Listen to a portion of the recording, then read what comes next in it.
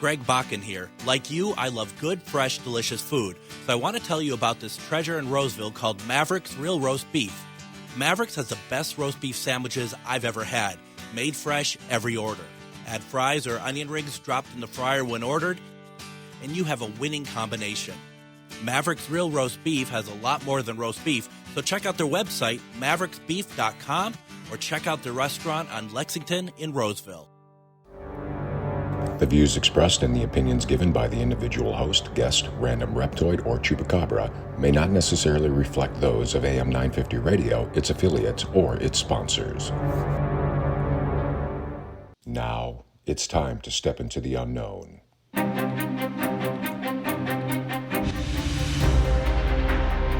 There are things people experience but never talk about. A shadow moving in the corner, flickering of the lights, a disembodied voice. We invite you to talk with us.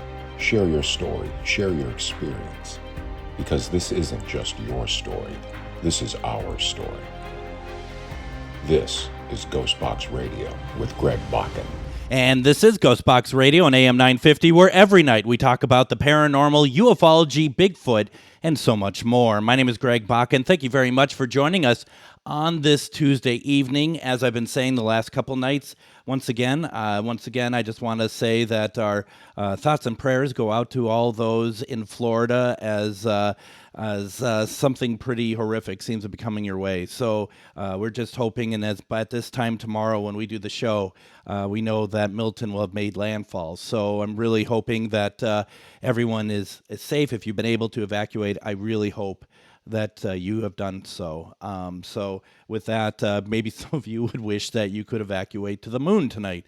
And we are talking about that, in fact. And it's something that my guest tonight and I were talking prior to the show, and that being very much that I have not, on GhostBox Radio, I have not really talked in great depth about the moon and about what it means and like all the different ideas that people have around it and its connection to the earth and whatnot. And this is a great opportunity, and I really don't think that this is something that we're going to be able to get through in one night. That I'm hoping that if my guest has not been bored to tears by my questions tonight, that she will agree to come back on. My guest tonight is Constance Victoria Briggs. She's a metaphysical, spiritual, cosmic researcher and writer. She is the author of the Encyclopedia of Angels, Encyclopedia of God, the Encyclopedia of Unseen World, and the Encyclopedia of Moon Mysteries.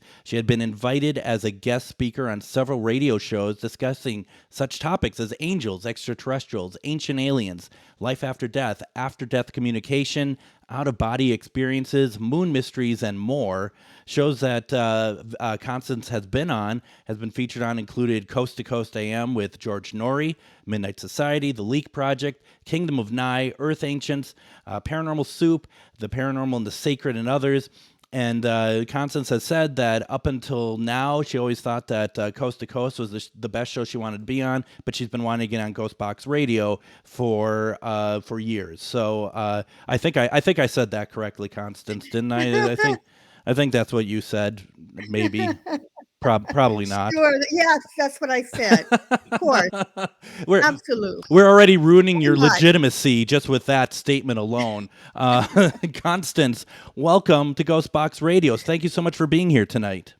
Thank you for having me. Looking forward to the conversation. Me too. And we clearly we could talk about anything because you have had so much experience, so many things. But tonight we're going to be talking about your book, and that is called Moon Galactic History, a look at the moon's extraterrestrial past and its connection to Earth.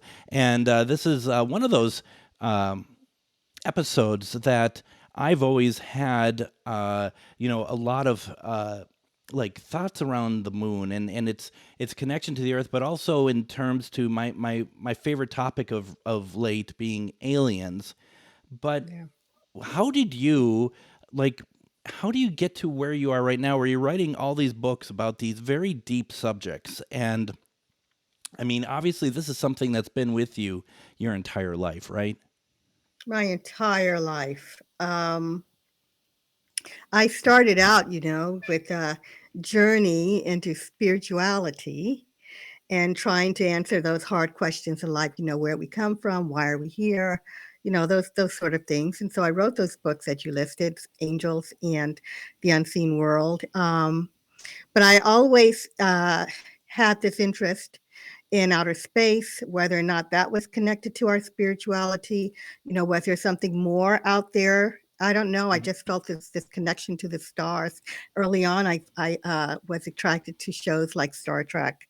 Yeah. And so I wanted answers. I wanted to know if there were beings out there that were, visiting Earth, and if they actually may have had something to do with our existence. Now, obviously, I may have, in my youth heard that somewhere, but it was, kind of stuck in my head that there may be something more out there than what we thought might be, a God image. Maybe there was even more. So anyway, I started studying about UFOs. Mm-hmm. And I realized early on that the UFOs that we're seeing, whoever is flying them, may not be the it and all, but out there may be more. So I wanted to find the good entities. Okay. With all of that happening, stories about the moon started coming across my desk. It was the last thing that I expected when I was looking for benevolent extraterrestrials and who was driving the UFOs. The moon was the last place I was looking. All right. All To right. make a long story short, that's how I got there with all this stuff I was researching, writing. But these stories were coming by, and I was like, "Wait a minute! You're telling me there might be structures on the moon? What the heck? What do you mean? Someone thought they saw UFOs flying around the moon? What the heck?"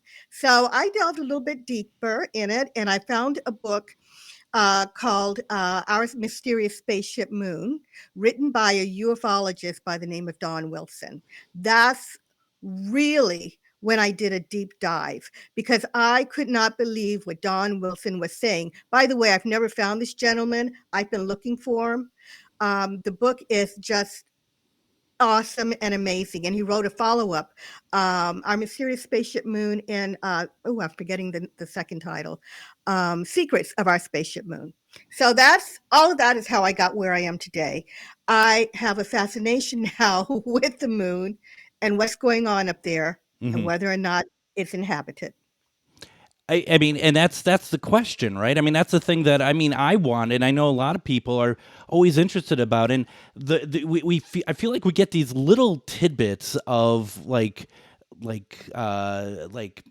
teasers, if you will, of like we get a picture of something and there's like what could possibly be some sort of structure that's just a little bit out of frame, that is like we can't tell for sure if that's just some rock formation or if that's something built by somebody. So I mean, all this stuff is extraordinarily if I feel like after being on, having apparently supposedly gone to the moon in 1969, we don't really know anything more about it now than we did back then as far as like on an official level.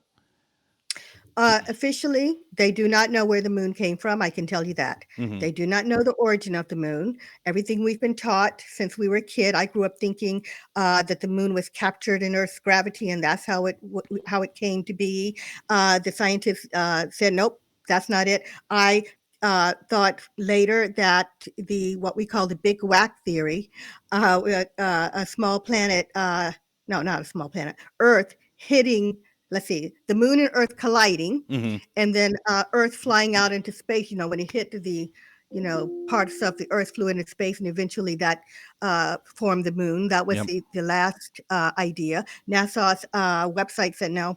We think that's how it happened, but they're not definitive about it. They didn't say no. They said, well, that's our latest theory, but it's really funny to read that because they won't commit to anything. They didn't commit to that latest theory. They don't know how it got there. That's the question. Here's I'm sure you've heard this theory before. Obviously, Nancy's like it's made of cheese. If it was made of cheese, Nancy, I would be up there right now. I no doubt about it. Just being perfectly honest. But I did want to say we would all be up there Yeah, on it, right. right? I'd be with a No, that's bag of funny. chips and make some nachos. Yeah. Sorry. Anyway, we can bring some seriousness to the conversation, Constance. Don't worry. We get there eventually. No, I just wanted to. You brought up the structures, and while I have it on my mind, Yeah. you said that there are not clear pictures. Actually, there are some clear pictures. They're not all fuzzy. There is a picture out of the Apollo 15 moon mission Hmm. where this structure actually looks like a ship. It's a cigar shaped ship. It has writings on it. It's sitting there, and NASA officials apparently, the story goes, because you can see the picture. You can Google this Apollo 15 spaceship or ancient craft or something, and it does pop up. So that was a pretty clear one. And it's huge, this thing. So some things did get through. They're not all fuzzy. And there were images that came out of some of the lunar orbiters that do show what look like towers. Hmm. They're not fuzzy. They look like towers, and they are miles long. Of course, you do have some that are lighted, and they look like spheres moving around or something. But some of the stuff is really clear. So if you haven't seen them, you can just Google images of structures on the moon. Also, some of the pyramids. There's one very clear image of a pyramid up there. There are images of what look like houses, not houses like we would. Maybe I could say square square buildings, Sure. sidewalks. There's tubes, pictures of tubes, pictures of what look like tracks, like almost train tracks up there. There are images you can Google and see. A lot of the stuff, yes, was covered up, but some things have slipped through. Do you think, and I mean, you probably either you know or you don't know. I don't know anything, so we'll just start with that. Do you think that, uh, I mean, that the government obviously knows more than what they're perhaps saying, but do you think that that's just because that they're just trying to kind of get it out of the way and not really put much attention to it, or do you think they're actively doing anything with it? Maybe not about it, but with it in the sense of like doing more, trying to do more research on it, or anything else. Hmm. I don't know if they're doing research, but I do believe there are people in the government that knows what's going on. I don't say it's everybody, Right. because if you listen to the congressional hearings, it looks like the left hand doesn't always know what the right hand is doing, right? Absolutely. All right. So I think there are some very high officials that have no clue, and I think that others do know, and they're keeping it as trying to keep it close for whatever reason. But I think with the Tic Tac Yeah. situation, the moon is the least of their concerns right now. Yeah. So I think, coming on and talking about it, they're probably like, we've got to figure out what's in the Well, water. and Um, it's interesting because I've been saying for a while now that I think there's a huge difference between politics and government, and that the politics side, like when we had those congressional hearings, it's the politics side that's asking the government what's going on. But the government is so big and so vast that, to your point, not everyone knows what's happening. But the people who know this is something that they're going to keep really to themselves. That they're, they're going to protect that information.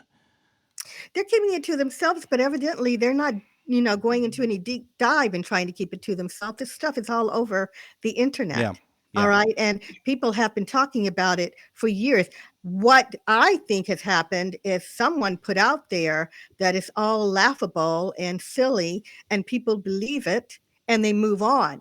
If you're not doing the research, if you haven't read some of the books or seen some of the pictures, you really don't know. You just hear, that's the government or whomever said there's nothing going on, ha ha ha. Yeah. But when you get down to the nitty gritty and you read some of the things that the astronauts said, and even if you believe they didn't go to the moon, we don't need the Apollo missions to let us know that there's something strange going on up there, and that Absolutely. there has been for centuries, probably before, since the beginning of our existence. But we have documentation going back to the 1600s of things moving around on the moon. And when I say things, I mean, so the astronomers, I call them the astronomers of old, back when the telescope was first invented, and they started watching the moon very closely because it was the closest Hmm. neighbor to see, and they were seeing lights up there. They said, oh, the recorders would say, we saw these stars moving around the surface of the moon, and they were blue and they were red, and we saw them for 2 hours or a half hour, and they were listing them in different geometric shapes, different colors, above the moon, over the surface of the moon, in the craters on the moon. And what they were seeing, obviously, to me, were UFOs or ships, or maybe the inhabitants going about their daily life. So it was scientific fact at that time that the moon was inhabited because they were seeing all this stuff up there. Yeah. So we don't need the Apollo missions to tell us something strange been going on up there for many, many, many years. Even during lunar eclipse, there have been lights seen moving around during a lunar eclipse, which boggles the mind. Someone's flying around up there. Absolutely. Now, Constance, are you good with taking any questions from our comments, Yeah, folks? Okay, I meant to ask that sure. beforehand. Why don't we go ahead and do this? Let's go ahead and take our first break. I have a lot of questions about this. I think a lot of you will as well. So put them into the comments. I'm loving this. This is exactly what I was hoping we're going to get tonight. We're talking about the moon with Constance Victoria Briggs. You're listening to GhostBox Radio on AM 950.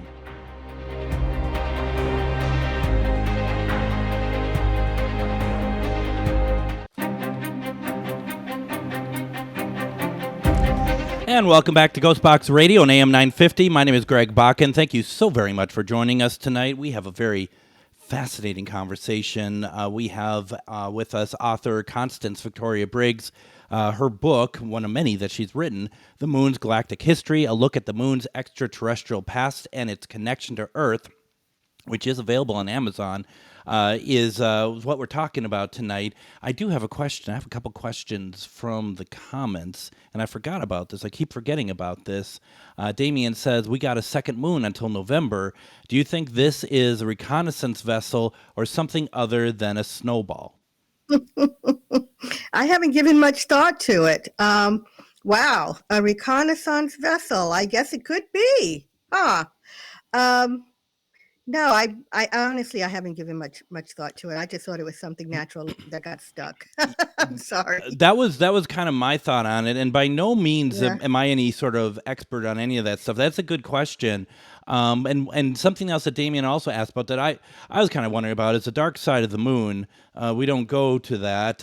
Do you think that there is that there are? I mean, I don't even think that there's even a question. There's obviously probably stuff on the dark side. There's a reason it's there. No one can get to it. That kind of keeps things hidden over there, I would think.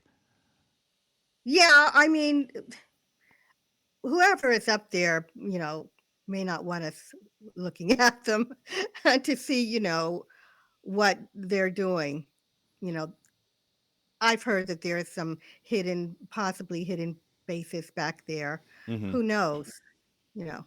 Well, and that's just it. It's like I also think too, like always wonder, like, is there like any underground stuff that we're not able to see and stuff? That's what I'm always very interested in, and I guess it's not even being interested. I'm hoping, I'm hoping that it's there because it'd be cool. So there seems to be two things going on there.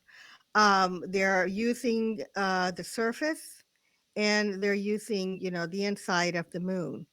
Um, of course, it's always safer on a planet, and I had to learn this myself. Hmm. I've heard that we are living inside out pretty much, Mm. because if you're going to be on a planet, you're going to be uh, vulnerable to storms and meteorites hitting and all kinds of things, or some kind of enemy that may want to come and do you in. And of course, the moon has these extreme temperatures. We don't know what kind of an extraterrestrial might be there, or how they live, or what kind of technology they might have. Maybe they can, go on top of the moon because they have special suits. But anyway, it does seem to be that in our solar system, it is safer to live inside. Now, the astronauts said that they saw lighted domes. They saw, what looked like there was some energy sources, inside of those domes. They made comments like that. Mm-hmm. Of course, we know that the moon is hollow because NASA scientists said it. It wasn't a hoax. It wasn't something that someone made up. When they crashed the ascent stage, which is a part of the lunar module, which came down, there's a command module that went up, and the lunar module came down from the command module and went onto the surface, and it had the different parts to make it simplistic. Mm-hmm. They went back up, they sent this thing into the moon, they crashed it, and the moon reverberated. It didn't really ring like a bell, but it reverberated. Mm-hmm. And the scientists said, we don't, think we really want to comment on this. This was at a press conference, but it shouldn't have been doing that, because that would mean that it would be hollow. Now, what's interesting about that is that there were two Russian scientists that worked for the government that took it upon themselves to take this thought further. And they looked into, when the Apollo missions were completed, and they looked at the stuff that they brought back from the moon. They said, you know what, this is just really weird. This data, you're saying that the moon, when a meteorite hits, no matter how hard it hits, it's not deeper than 2.5 miles, no matter how big or small this thing. You can't penetrate the moon too far. Mm-hmm. That's weird. The elements from the dirt and the dust, what have you, is strange. It looks like this thing has a very hard hull. The astronauts tried to drill into it, and they couldn't. They said it looks to them like this is a kind of a spaceship. There's that term again, spaceship. Yeah. All right. It looks like we have engines and supplies probably in this thing, and there is people in there that came across the universe in this thing. That's what these scientists were saying, and they put their reputations on the line, and they were the only ones that did it, to say that something was up with the moon, and the thing looks like it's inhabited, it's not natural, it's some kind of structure. So they kind of piggybacked. I don't know that they did that on purpose, but on the idea, piggybacked on the comment that the moon is hollow. Mm-hmm. And they're explaining why it's hollow. And they're explaining why the astronauts saw lighted domes on the surface of the moon. And all the astronauts also commented that they thought there were craters that were bottomless craters. Why would there be bottomless craters? And unless, someone was going in and out. And by the way, astronomers have seen lights or what have you coming and going out of craters. Some modern day astronomers, just right now, because we've got such great cameras in 2024, people are seeing things up there, and they're saying it looks like, one astronomer says it looks like a parking lot, that there are lights lined up around craters, and it looks like a parking lot of ships up there. People are not crazy. All right. No. And if just one of these stories is true from the 1600s up until today, if just one of those stories is true, that means that the moon is inhabited. Someone's up there. And I don't believe that it's us. You hear these stories about Nazi Germany going up, and, we might have technology. Maybe, okay, if we're there, it's not only us, because in the 1600s, the astronomers were reporting on stuff. It's incredible. Now, if you watch Doctor Who, the series Doctor Who, the moon is an egg, but that's a whole other thing that we won't get into tonight. But It's not. It's not a whole other thing, Greg. Do you want me to tell you why? Sure, go ahead, please do. All right. I'm sorry to cut you off. Nope, but go for it. I've never watched Doctor Who, but let me tell you something interesting. There was this ancient race, out of Africa. And they had a mythological tale of how the moon came to be where it is today. Mm-hmm. And they said that the moon is an egg, that was hollowed out. Now get this. It was hollowed out and sent across the universe and placed in Earth's vicinity, which is pretty much what the Russian scientists were saying. I forgot to say that they said, oh, I forgot, sorry. The Russian scientists said that not only did they say it was inhabited, but it was supplied for a long trip across the universe. Interesting. To make it where it is today. And it's thought that there may be a generation of people in there. It is a generational ship that took so long to get here that generations lived and died inside of the ship. And that's what these people, I think it was the Zulu people, who were saying, saying the same thing that the Russian scientists were saying. And while I'm on the subject, I do have to throw in the structure found in Bolivia. It is an ancient it's a megalith ancient doorway, gateway, they call it.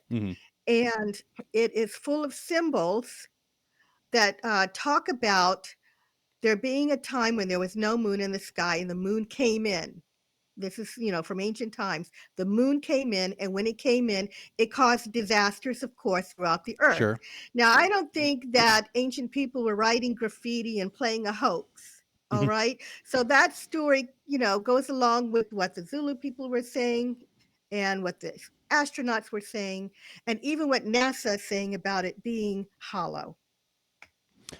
That's interesting. And one thing that came to my mind when you were talking about all that stuff, and talking about like ancient aliens and stuff, with the idea too of that if we believe that there are aliens that have been trying to either watch over us or help maneuver our evolution in some way.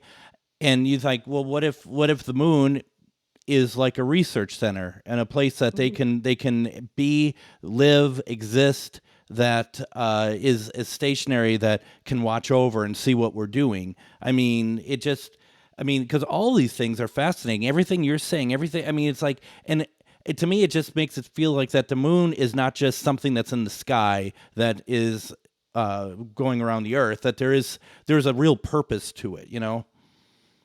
Well, we've been taught that the moon is a dead rock in the sky with nothing going on. When you see pictures of the moon, it just looks like this vast gray desert. It's not like that. It's got hills and valleys. There's a whole section up there called the Grand Canyon of the Moon. And it's, really quite amazing to see. One of the astronauts actually did paintings of his recollection of the moon, and the paintings were in living color. Well, yeah, I say living color. They were in color. Yeah.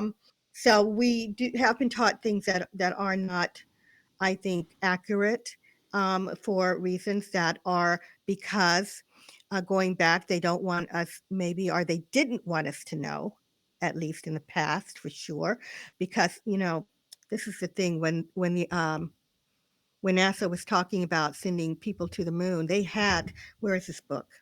They had this little book here, guys. It's called the NASA Lunar Technical Report. Now this book, can you see it? Yep.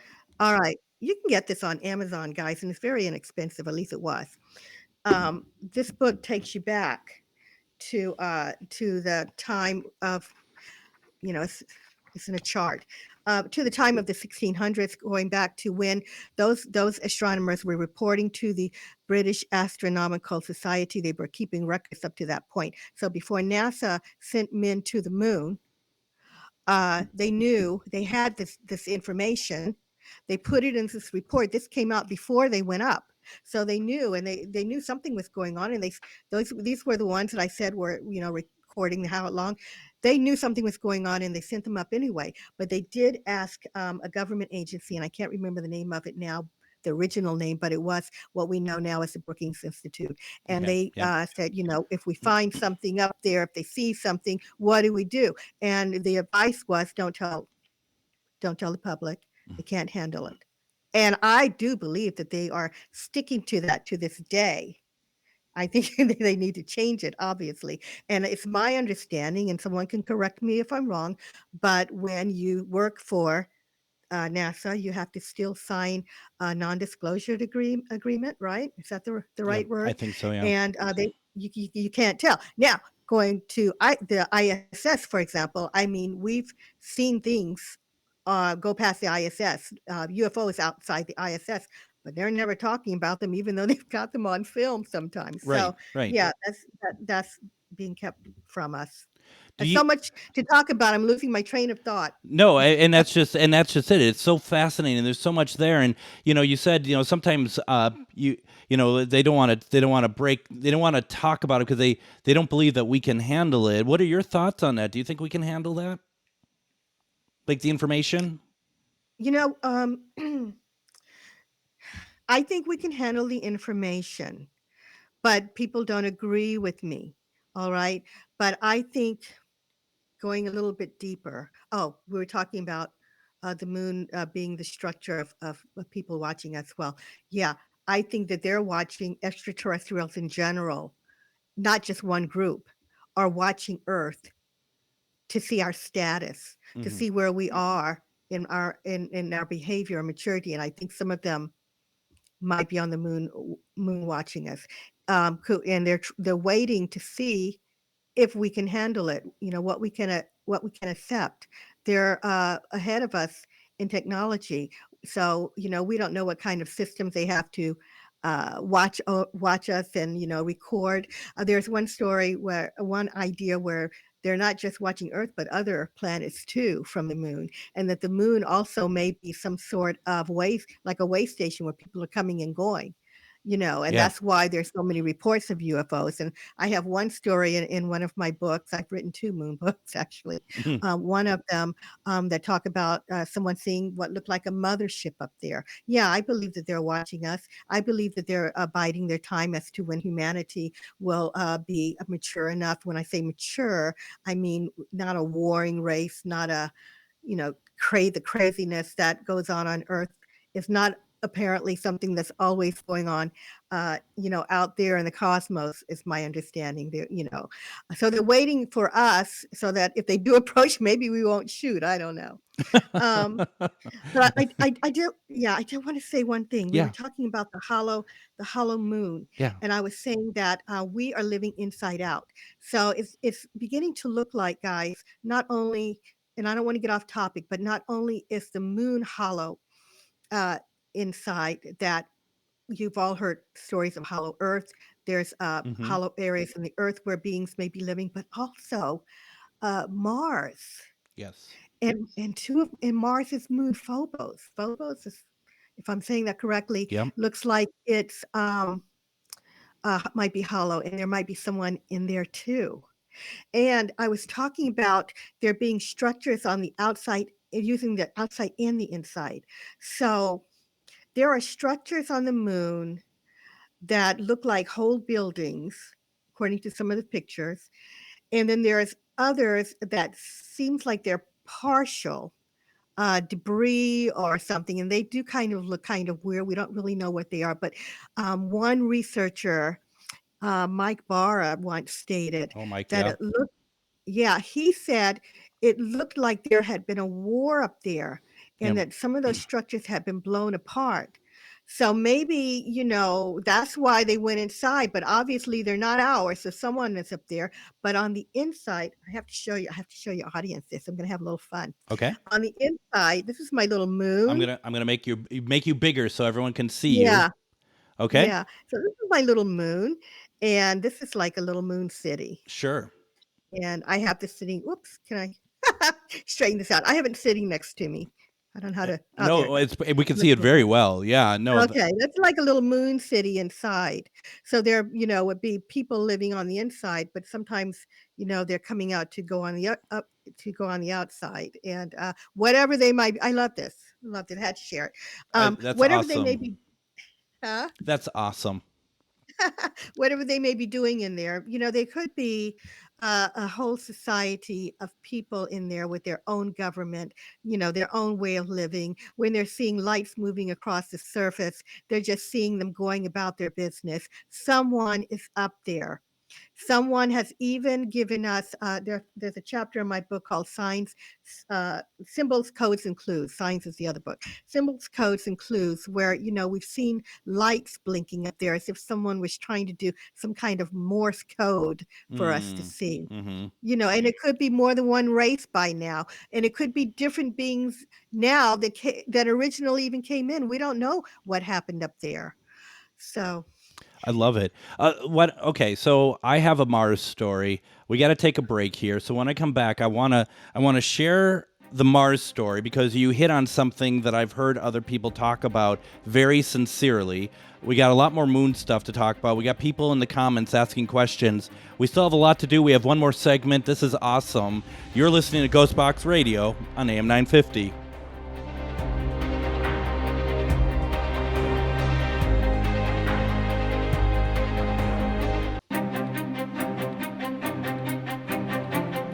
And join us tomorrow on GhostBox Radio with Greg Bakun. I'm going to have on author Angela Artuso, and we're going to be talking about two of her books. One right here, Gothic Hudson Valley, and we are talking also Gothic Long Island tomorrow as well. It's a great conversation. I think you're going to really like it. One of the things, because we did pre-record it today actually, one of the things that I didn't know about is a possible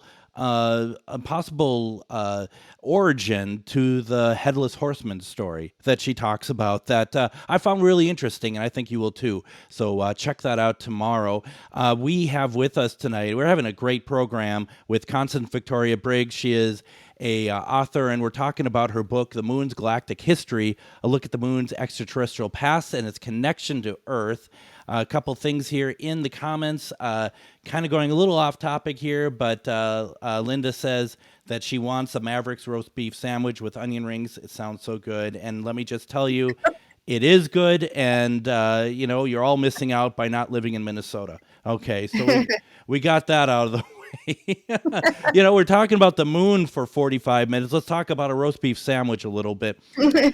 All right, I want to quickly, before we get back to things, I want to talk about something that happened over the course of the last 20 years. There is this person that I met years ago because I'm part of science fiction fandom in the Twin Cities, and everyone's putting on a convention and stuff. And one of the people working there was somebody I got to know. It was before I was into the paranormal. I didn't know anything about him. He just seemed nice, whatever. Jump forward 20 some years, and I'm doing a paranormal fair, and he shows up and he talks to me, and he remembers me, but he's changed. He's a different person now. Something has afflicted him. He worked for the government, and he had said that he actually has been on Mars, and that the underground bases on Mars. And, that's a hard one to believe, but it also was more of a metaphysical sort of state of transportation than anything else. Like he could kind of remote view himself into it. And I'm not here to say whether I believe it or not, but the idea of the underground bases, the underground, like you had talked about Phobos, and the possible underground bases there of aliens, it just makes me think what is the connectivity that's going on here overall? That everything is like, how much are we connected, to everything that's happening, we being the human race? And I just found that very interesting. One question for you, Constance. You write about the metaphysical, you write about life after death, everything like that. Spiritual cosmic researcher. Are you a medium? I'm not a medium by profession. I think I have mediumship abilities, but I don't like to use them. I had something happen to me many years ago that was not that was negative. Okay.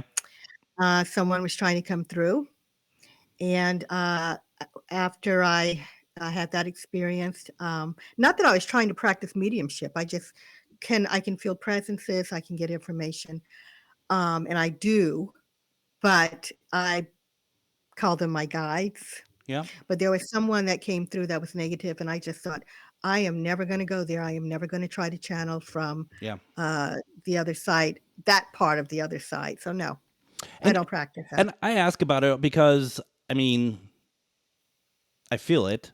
I mean, I feel it's there.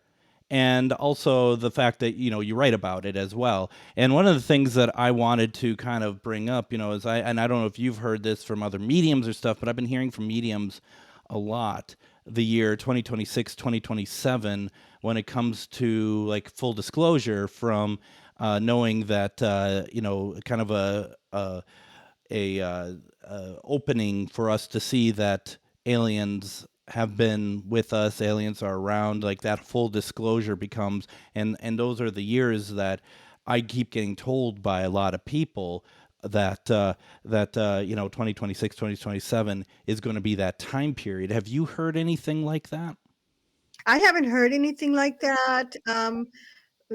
Well, in passing, I've seen some people say, oh, it's going to be 2025, 2026. Hmm. I haven't been following that, and I haven't been giving that information from my own guides. So when you say medium, I think that you're asking me if I communicate with the other side. That's not what you mean, from people that have passed on. That's when I think of mediumship. All right. But that's not what you mean. So I can go both ways on that. I kind of see mediumship as beyond that, But I mean, if Okay. but if So, that's how you're looking at it, that's totally fine. I mean, I can so go with that too. So I do get information from my guides. I do. So anyway, but they haven't, I mean, I don't like, it's kind of hard to explain when you're, guides, but Yeah, no. they don't, I haven't heard any numbers from them, but what I think is that we are very, very close. It's been really fascinating for me. I wrote 2 books called, with the word galactic in it, Hmm. and no sooner had I contracted that and was writing those books, and I started seeing number of other things called galactic this and galactic that, and I really think as a world we are getting information from the other side, from beings out there that would like for us to come into the galactic community, that are waiting for us, and they're trying to give us this information to get it out there so that humanity will be prepared when they do let us know, on a kind of a mass agenda they have for everybody to know that they're here, they're waiting for us to come in to understand who we are. So I think that's very close. I don't know if it's 26 or 2027. I would love for it to be, because I'd like to still be here to see that Yeah. in the physical. Hmm. So maybe, but I do feel like something is going to happen soon. And for me, my mission is to kind of get the word out there that we're not alone in the universe. There's someone on the moon. There's someone visiting Earth. I've got the whole Earth Galactic History book that we need to talk about at some point. Hmm. They're here. So yeah, it could happen soon. I think too. I love the word galactic, and I remember thinking, before I got into all this, that galactic is kind of at the time kind of a cheesy 70s 80s sci-fi word, like Galactica, Battlestar Galactica, stuff like that. But I've come to respect that term as mainly being a galactic being used by people who are deeply into metaphysical, who are deeply seeing stuff that a lot of other people don't. And there's somebody that I work with. Her name is Suzanne Worthley, and I don't think she's human. Quite frankly, I've told her this. I mean, she's not starseed either. She's legit, straight up. I mean, she speaks on a level that people are not going to be able, not everyone's going to be able to get, but it makes sense when she talks, and it's at galactic level. And I find that very interesting, and it just seems to me that you using that term so much, I think that there is a purpose for you using that term, that there is a reason, and that it goes into what you just said of why you are doing this, because you are needing to do this to let people know and maybe help prepare them as well, I guess. That's right. That's right. And I know people are saying, "Oh, we don't have a where the government is not disclosing this or not disclosing that," and we have a lot of people working on disclosure. All right, Yeah. that's really, everybody has their own part in this. But honestly, I think that the extraterrestrials are kind of running the show. And I think that they are going to determine when we're ready for them to let us know that they are here. You and I understand it, but Yeah. you go knock on your neighbor next door and they haven't heard this information. So I call it the ground troops that have come in from the other side, to come in here to do this work, and then that there are galactic hierarchies that are, helping from a ship perhaps, or a planet, or the moon, to help prepare, this world. And by the way, Earth is supposedly, a very special place Yeah. in our solar system. It's got a lot of life, and they're waiting for us to develop. And if we don't, they have said they're not going to let us use nuclear bombs to destroy all life here. They're going to step in before then, but they'd like to give us a minute Right. to come to terms. I think they're using our sci-fi to educate us. I think Star Trek, Gene Roddenberry, I don't know if you saw that in my book, but I talked about Gene Roddenberry sitting in our channeling sessions of this woman who was channeling extraterrestrials. And they said that they were on a peaceful mission, and it was people from different worlds, and they're working together in harmony. And the idea is that Gene Roddenberry got the idea for Star Trek from those channeling sessions. Now, we don't know if they told him directly, hey, you should do this, but also some of the scripts that he was writing is thought to have come from them. It's very interesting that one of his scripts before the Apollo astronauts went up talked about because, this was in 65 that show came on. And one of it talked about an asteroid that was camouflaged. It was an asteroid that was actually a spaceship. The spaceship was camouflaged to look like an asteroid. The crew beamed over because this thing was heading toward a Federation planet. They beamed over to prevent that. And when they hit the surface, when they beamed in, there were structures on the surface. Then they were taken inside of this thing. And there was a generation, they found people that had been there for generations that had come across the universe in this asteroid. And the asteroid was designed to look like that so that, it was strong. It could withstand radiation, which is what they said the moon it has done. Was sent across. It was strong, and radiation couldn't hurt it. Meteorites couldn't hurt it. This thing that Roddenberry created in this asteroid was the same way. People had lived there for generations, lived and died inside of this thing, but it was a whole world. So it's interesting how he wrote that, put that on TV, and then we're getting this information a few years later that that's what may be happening with the moon. Yeah. I find that fascinating. Absolutely, and too much. It's too much to be a coincidence. It's just and that's just it. And I like the idea that what you're saying is that sci-fi could be what's the barometer for us. What can we take? What can we learn from such things? And something like Star Trek being one that has always been about peace. As we're running out of time, Constance, what is a great way for people to keep up with what you're doing and be able to know what's happening in your life? So I'm on Facebook. I'm all over the place. Constance Victoria Briggs. I've got several pages. There's a Moon Mysteries page. I put stuff up on there, okay? I'm on Instagram under Galactic Briggs. I'm just getting started on that pretty much. You can get me there. You can ask me questions through my website, ConstanceVictoriaBriggs.com.